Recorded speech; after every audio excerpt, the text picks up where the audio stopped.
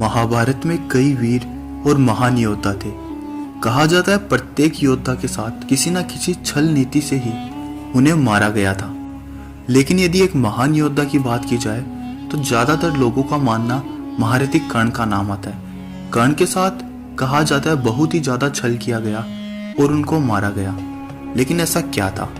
आज हम उस व्यक्ति की बात करने वाले जिसने महाभारत में कर्ण के साथ अंतिम समय से पूर्व सबसे बड़ा छल किया।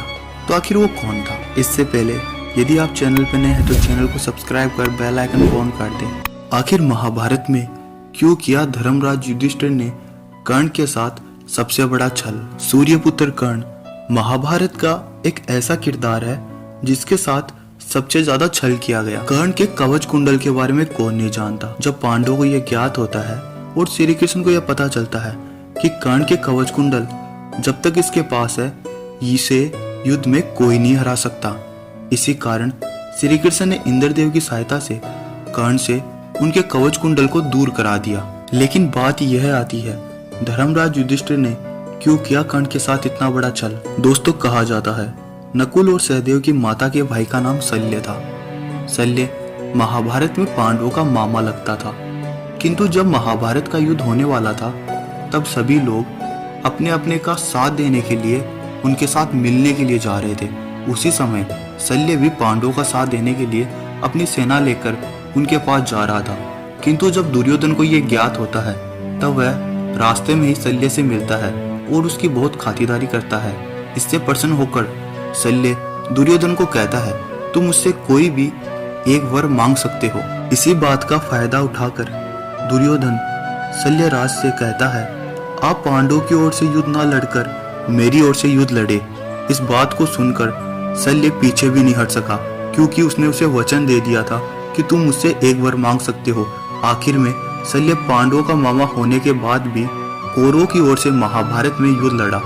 कहा जाता है जब धर्मराज युधिष्ठिर को इस बात का पता चलता है कि हमारे मामा शल्य कौरवों की ओर से युद्ध करने वाले हैं तब वह उनके पास जाते हैं और शल्य को कहते हैं कि हे मामा श्री, आप हमारी ओर से युद्ध क्यों नहीं कर रहे? किंतु शल्यराज युधिष्ठिर को यह बात बताते हैं कि मैंने इस प्रकार दुर्योधन को एक वर मांगने को कहा और उसने मुझे अपनी ओर से युद्ध करने के लिए कहा, इसलिए मैं अब पीछे नहीं हट सकता।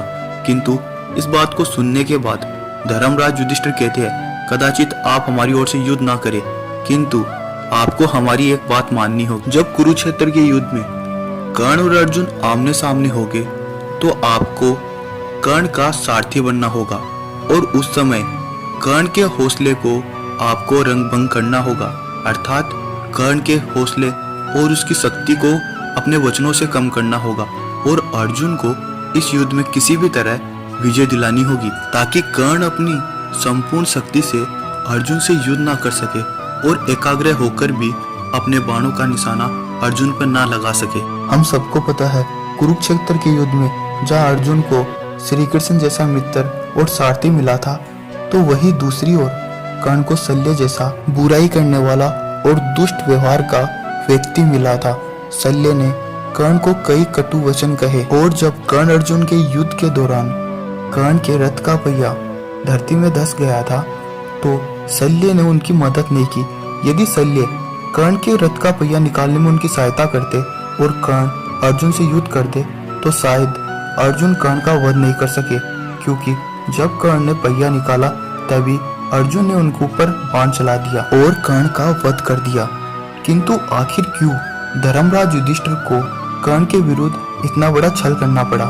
महाभारत के प्रारंभ में जब कर्ण रणभूमि के अंदर आकर अपनी शक्ति का प्रदर्शन करते हैं तब धर्मराज युधिष्ठिर यह देखकर काफी घबरा जाते हैं, क्योंकि कर्ण की शक्ति और धनुर्विद्या को देखकर धर्मराज युधिष्ठिर कर्ण को ही सबसे महान योद्धा और धनुर्धारी मानने लगे थे। यह भी कहा जाता है कर्ण के भय से धर्मराज युधिष्ठिर सपने में काफी भयभीत होने लगे। और दोस्तों, आप नियति का खेल देखिए, जिस शल्य ने कर्ण को कटुवचन कहकर उनका वध करवाया उसी शल्य का वध धर्मराज युधिष्ठिर के हाथों ही हुआ। जैसी करनी वैसी भरनी।